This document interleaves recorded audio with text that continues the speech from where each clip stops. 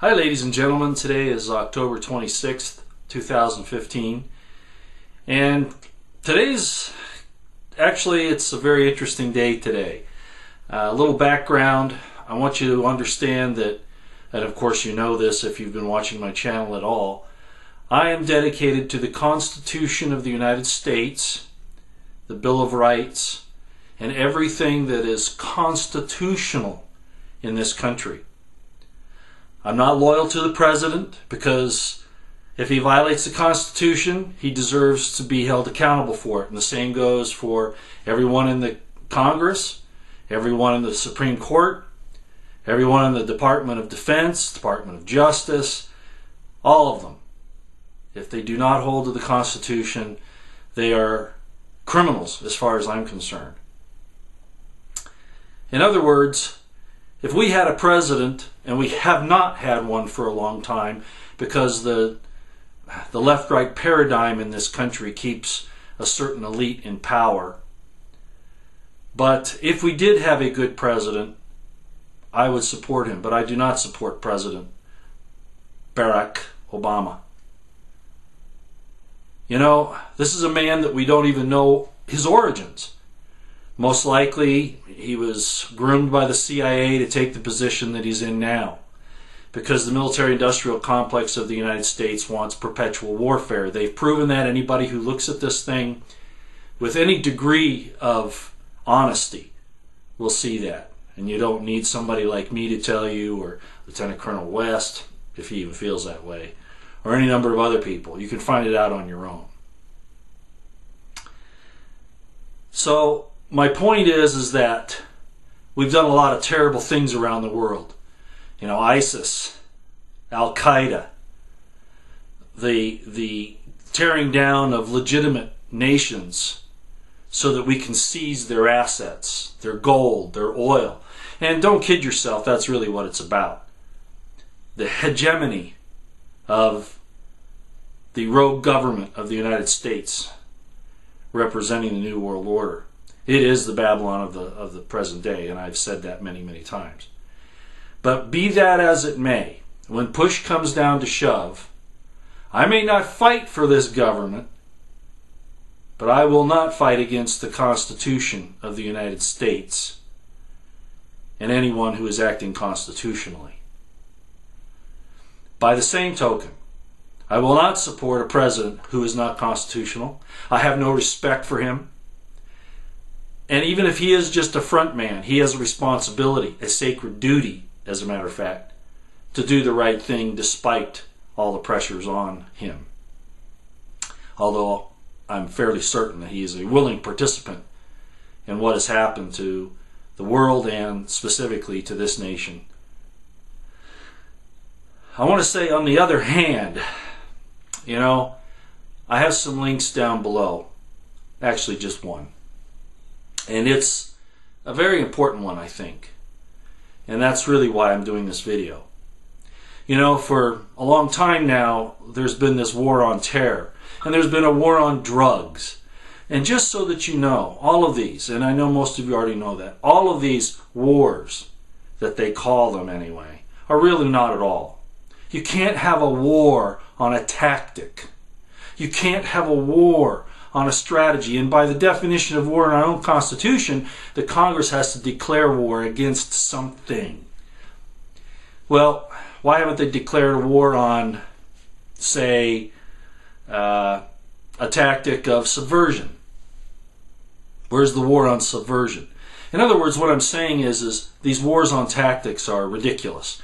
And then, of course, as it's morphed today, and I remember going through this in 1988 when I went through the Army Terrorism Counteraction course, I could see that this definition of terrorism could expand into anything, and of course it has. Now, our supposed enemies attacking even military targets is considered terrorism for the benefit of the propaganda here at home and for not following the Geneva Convention. But I'm really not here to talk about all that today. What I'm here to talk about is this thing about supporting our leaders, and why I don't have any respect for ours.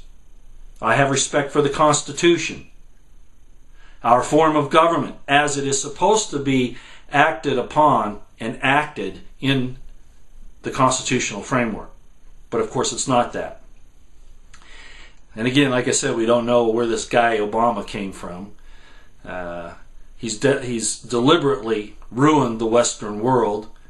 He's deliberately used the divisions in Islam to enable the Sunnis to do a lot of damage to a lot of innocent people. 28 pages of the 9/11 report are going to point to some of those Sunnis, of course, the Saudis, if they ever come out, that information. But just like with Tony Blair here recently, see how I get all wound up? I'm bringing all these things in. Tony Blair admitted that he and George Bush talked about invading Iraq a year to 2 years before it happened, that this thing was a manufactured deal. And there's more underneath than that. These guys are war criminals. They've killed millions of people for no reason, but for greed and power. The guy in there today is no different. I don't care if he's a Democrat. He's doing the same thing and worse than what Bush or any of the others have done. And we all know that. My point is that I honor good men. Sometimes you have to be a strong man, and that's okay. It's okay. As I've heard one commentator say, I'd rather deal with a boss hog than an Alan Dulles, if you know the difference.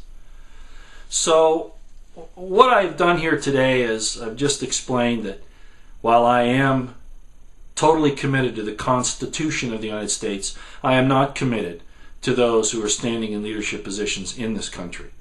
I have respect only insofar as they fulfill their oath to that document.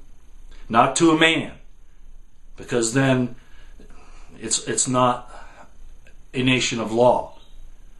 It's a nation of a cult. And I won't do that. However, I do respect good leadership when I see it. Now, Obama failed to actually attack the real terror groups. And our government, not just Obama, they've been perpetuating these terror groups. We are the largest nation that sponsors terror in the world. We do more of it, even not relative to our size. We are the main supporter of state-sponsored terrorism, our own. We didn't go after ISIS. We didn't go after Al-Qaeda. We've killed how many people, maimed how many of our own, killed how many of our own. It's crazy. On the other hand,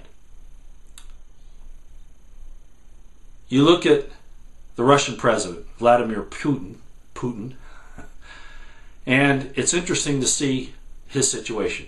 We know where he came from.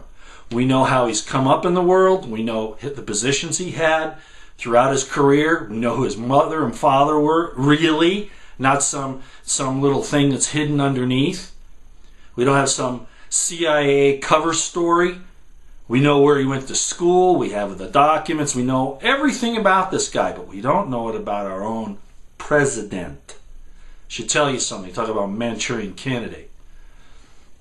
Well, Putin went after ISIS and Al-Qaeda, and they keep trying to say here in the United States, oh, he's going after the U.S.-backed rebels that are moderates. There are no moderates in Islam terror groups.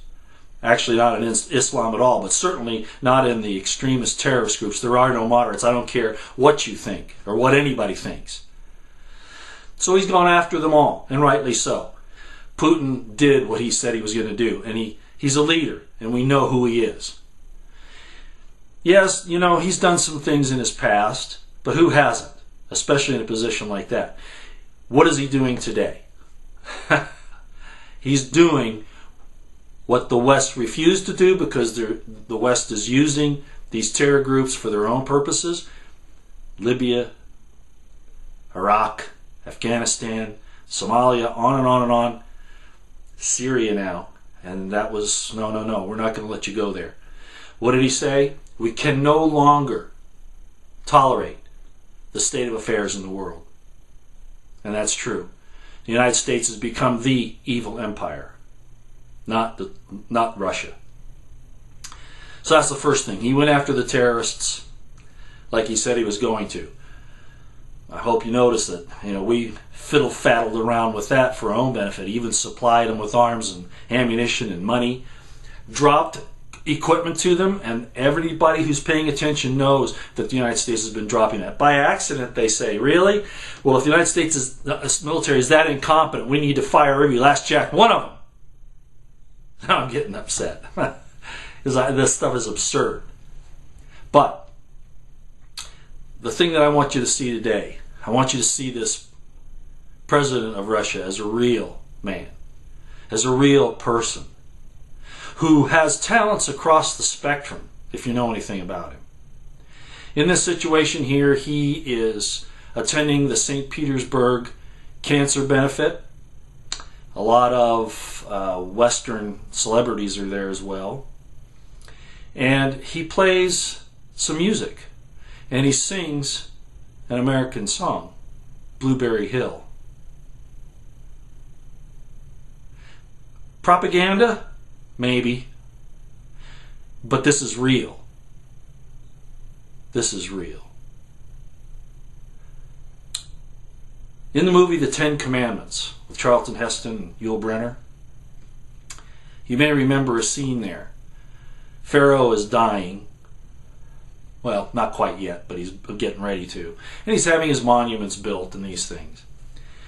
And Moses has come under fire from Ramases, Pharaoh's son, and that group, trying to make him look bad, saying that he's trying to steal the throne, etc., etc. And I want to point out what Pharaoh said to him, and that's where we're going to end. In the presence of Ramases in the court, with Moses there, he says this to him: "What man has to take by force what he has earned by deeds?" Have a nice night. Watch the video below. The link is right below for this St. Petersburg cancer benefit. Thank you very much.